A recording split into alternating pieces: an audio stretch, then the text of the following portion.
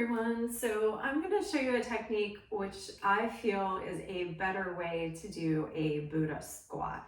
When I first learned how to do these, I would just squat down and just hold it for a minute, 2 minutes, 3 minutes. And to me, it just was excruciating. When I would come up, my hips would be sore.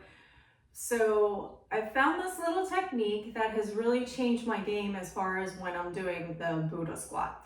So why a Buddha squat is beneficial, it helps open up the ankles, it's a deep knee squat, so you're building strength and flexibility in the quads. You're also opening up the hip joints as well, which ultimately will also take pressure off the low back. So it's a great exercise to do, but I feel there's a better way, okay? So you wanna go ahead and come a little bit wider than hips distance, all right? I'm gonna do it at an angle so you can see me.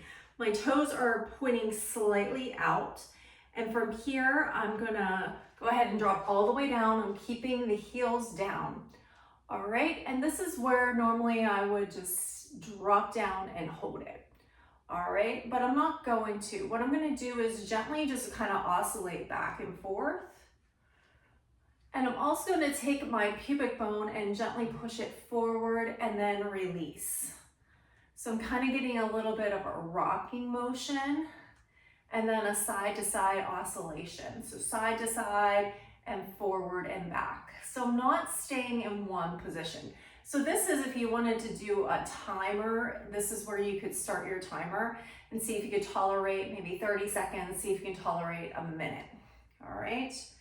So gently oscillating and pushing the pubic bone forward and then just releasing.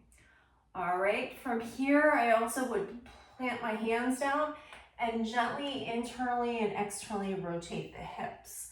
I found this so much more comfortable keeping the hips moving and lubricating versus just holding that squat position.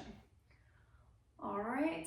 So it's just a technique you can try and see how you like it, see if you get better results.